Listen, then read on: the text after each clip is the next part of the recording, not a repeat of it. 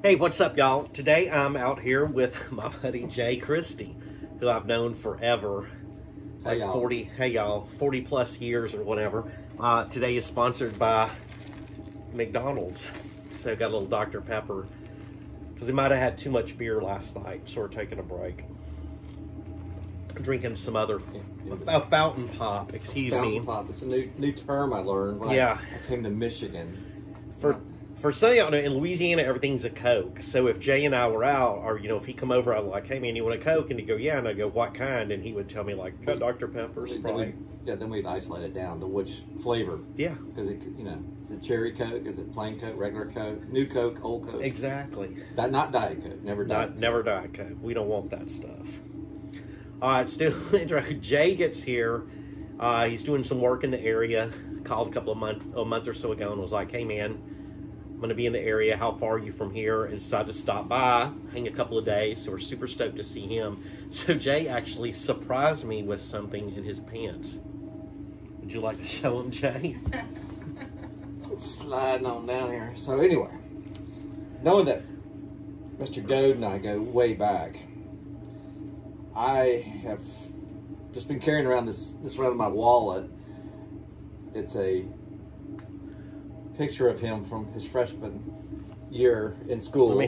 Can we get close on that? Let's go. Oh look, let's see. It's it's stuck inside my wallet here. Let's see. Here we go. This is Chris Goad. It's got his freaking signature on the back. Check this out. See, so I know I have to keep this. That's my mom's writing. That's your writing. Anyway, no, that's mom. Let's zoom in here. Look at Goad. Look at that, and freaking Izod. Mr. Prep. I was even combing my hair over my bald spot back then. See, and that's Goad with hair. That's right. On his face. Look at that. It's like prepubescent level. I love it. It's freaking awesome. So anyway, so I treasure this, and because check this out. It doesn't even and I showed it to his mama yesterday. So I rolled into town. I said, "Marge," I said, "check out this picture." And she's like, "Oh, is that your son?" I said, "No, that's your son." She had to put her glasses on. She had to look on her glass, get her glasses. Had to get the bifocals out. And my wife is like, "Why are you carrying a picture of Chris from high school?" I said, "I don't know. He just gave it to me. It keeps popping up around my stuff as I move around." So anyway, so when I knew I was coming up here, I was like, I'm gonna bring this and like flip this out and whip this out in front of him. And it's hilarious. I about died. He about fell out. It was awesome. It was a good story.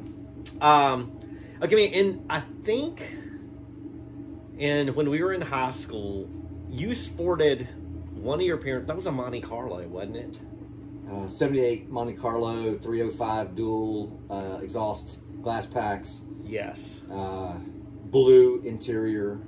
It was my dad's car. Yes. I remember I was allowed to drive it. Yeah, I remember you driving it. Didn't it have like the blue velour interior? Blue velour. Is that right? Yeah. Blue velour. So then later, a couple of more years, you were sporting the 69 Chevy C10. No, it was a 67. Oh, 67. Small window, fleet side, three on the column. Yep. Straight six. Inherited it from the dad. Now, if you could go back and choose one of those to have now, which do you think you would go with? Well, the Monte Carlo back in '82 was a piece of shit. I mean, but they look way cooler now than they did when we were kids. Like back then, I was like Monte Carlo, whatever, and now I'm like going, damn, look at that Monte Carlo. That's such a beautiful car. One day after football practice, my dad pulled up in that Monte Carlo, and I had that bag full of gear. And instead of just being the responsible child, he opened the trunk, and I just threw the gear bag over there, and it busted out the tail light. Oh my God, that was $100-something my dad had to spend on a new tail light back then, right? So anyway, but I'd take the truck. The truck, but for sure. I mean, even back then, I wish I had a place to put it up in a barn, but I never could. Yeah. Didn't have the barn, so it got passed off and. I wound up with an 85 Mazda 626 to drive back and forth to college. Didn't it have oscillating air conditioning? It had those little oscillating vents. Yeah. It had a joystick for the music. It was all the fancy had stuff. Had a freaking sunroof, man. I was tricking out, man. That thing was going. I mean, you couldn't drive that truck on the highway. You know, it's like 55, 60. You know, and it was screaming at you. Yeah, and you were putting some miles and going back and forth. Favorite beer? Do you have a favorite beer? Favorite beer is, right now it's probably Dos Equis Lager with lime. Oh, nice. Going to the Mexican goodness. Yeah. Yeah, we've got some in there. I like the that black beer they make. The Negro Modelo is delicious. Negro Modelo is good. I love that with a lime. Yeah, because she had You know what my other favorite beer is? What's that? Free beer. Free beer is always good. I don't care what color it is. Yeah. Even if it's warm beer. If exactly. it's free beer, that's always my favorite. If best beer is free beer. That's exactly right. As long as I'm not paying, I'm drinking. Oh, for sure. I like it. Free beer, and especially a free cold beer is even up. A free cold beer? Yeah, for sure. Right now, if you could have any like classic car or truck, what do you think you'd be rocking? Oh, that's hard. Classic car? Yeah. It's crazy because classic stuff is to us. American or foreign? American. Let's do American. Okay. Well, what do you got? Something foreign?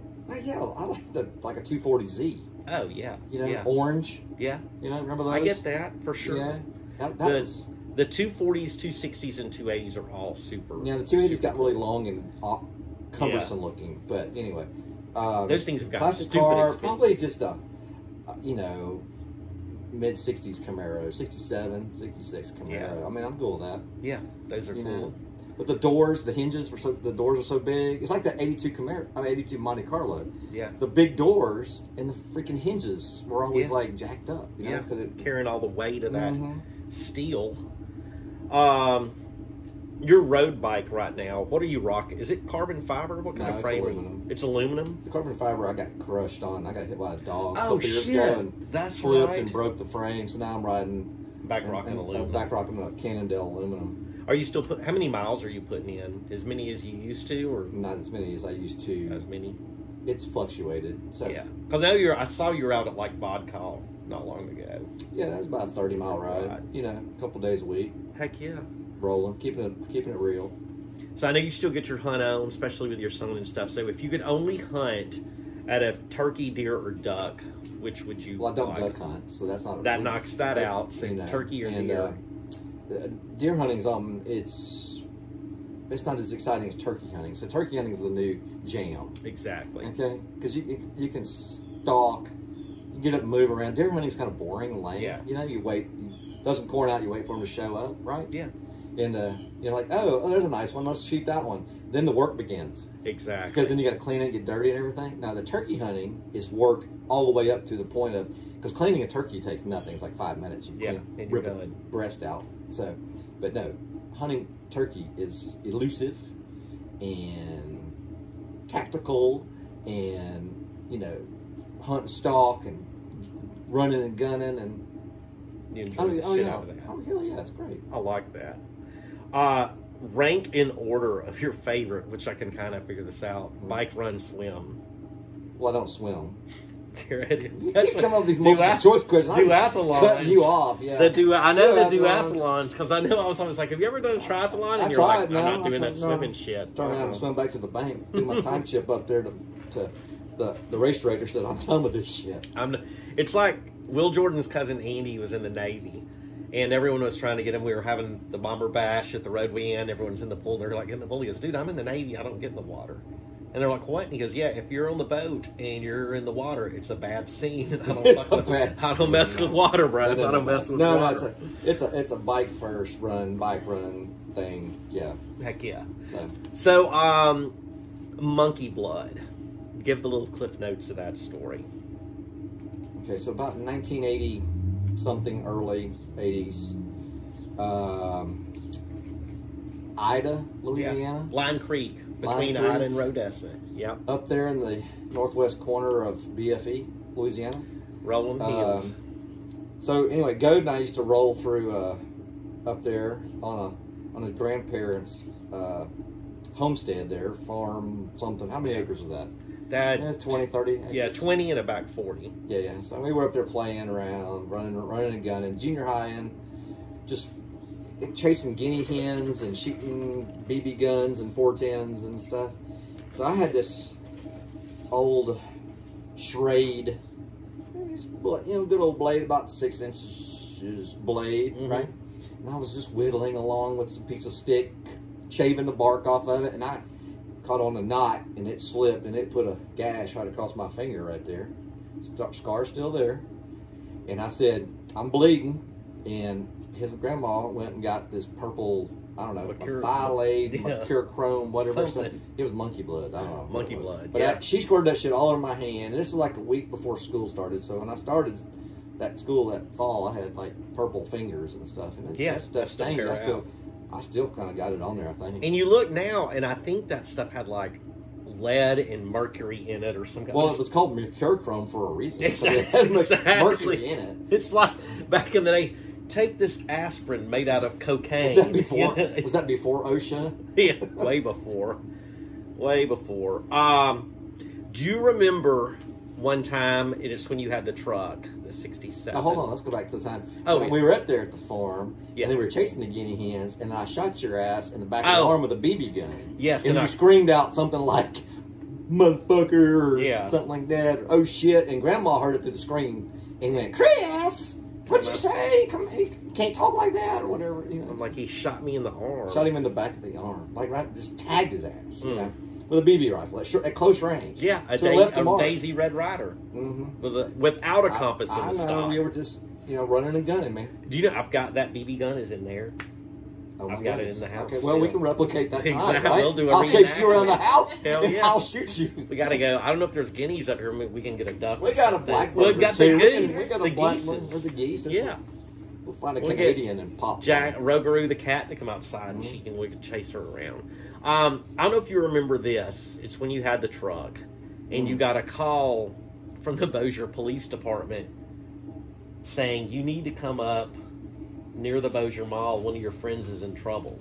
So I worked it was Wilson's then. It later becomes Service Merchandise. Yeah. And I was running late from work, and that field where the Bossier Police Department, all that is now, I cut across it and got stuck in the mud. I'm trying to remember this. And the cop said, if you can call anybody, that'll come get you. If I have to call like a tow truck or whatever, he goes, I'm going to, it was writing me a ticket for trespassing or whatever it was. But he said, if you can call someone and they get here to pull you out, I'll let you go. Did I answer the phone that day? You did. So he calls, and the Bossier Police Department was like, hey, one of your friends needs your help at this. So you come up there, and just by chance, you had like a chain in the truck and everything. Probably, and you pulled me out of the mud. Then I had to call into work and not tell my parents because I had to go and power wash the car because it was just this is coming back. Yeah, mud on the steering wheel. I was out there trying to coated. Oh yeah, I was covered in mud. It was bad. Kind of remember that for sure. Oh, and shit, I meant to bring it out here. I'll take a picture of it and put it into the video. But the Has to Go bottle that you sent me. Oh yeah, that bottle I kicked over in the down in the woods down in Dubberly, Louisiana. Yeah. And it has some kind of toxic solution inside of it. It's something about what? Kind of like it's like a fuel additive before or something. STP got like big out there in the world. There was this stuff. This guy over in Monroe, Louisiana, whipped up this concoction. Yeah. And he bottled it. It was a glass bottle, and I was out in the woods just randomly kicking stuff around and kicked over a board, and there was this bottle, and it still has fluid in it. So I secretly mailed it unmarked on UPS up there to Michigan. Yeah. But it was formulated and sold out of Monroe, Louisiana. It was crazy to me that the like how well preserved the label even was on it. Yeah, it's still. Yeah, it's still solid. It's in the house. I'll take a picture of it, put it at the end of the video. It was pretty freaking cool. And another trip back to Michigan, maybe sometime for work, or in the area. Well, maybe in the area. Yeah, if you consider 2 hours away here in the area, considering it's 1,000 miles otherwise. Exactly. It's pretty close. Make a little vacation, work vacation kind of thing. For sure. Make an extra day of it. So it wasn't too bad. Drive over to the countryside of northern Michigan. Yeah. Got out of that Detroit City crap. That 8 mile road. What's that 9 mile road? that Eminem talks about? That's 8 Mile. 8 Mile Road. Yeah. I think I passed 8 Mile Road on the way up. You know, I was like, oh, 8 Mile Road, 9 Mile Road, 10 Mile Road. I guess I know where I'm going. Nick. Who? Nick Shrine that worked for Go coming out when we went to an event and we drove from Jack's Beach, Florida to Detroit for the event. That's brutal. And then when we'd go to Virginia, he would play Rocky Mountain High when we hit the line. That's terrible. West Virginia. And then we get there and he's like, wait, and he hits it and we listen to Eminem. Like theme music for every state? Yeah, he was so good at it. Yeah, it was pretty he had cool. a playlist. Yeah, he did a fantastic. Was this before fantastic iTunes job. or what? Or something? Well, this was like 4 years ago maybe. Okay. So we drove, I think, made it close to around You probably had to 3,000 miles in his Jeep with his like 6-month German Shepherd puppy, and we drove it straight. Then we did a whole loop around Florida, like all the way down the first coast to Florida, down to Miami, across, up that side and back. But that's before you could stream music unlimited like you can now, because that was cost some stuff. So you probably had to download that before you got on the road. I think this was just Spotify that he had. Yeah, all that good stuff. All right, y'all, we're gonna get to go doing some other stuff. I just killed a spider. Jay, he's protecting me. Thank you very much. Yes, I don't have any monkey blood to put on a spider bite. Dude, good to see you. I enjoyed it. Thank you very much, sir. Enjoyed our trip. Love you, brother. See y'all later. Peace out. Bye, y'all.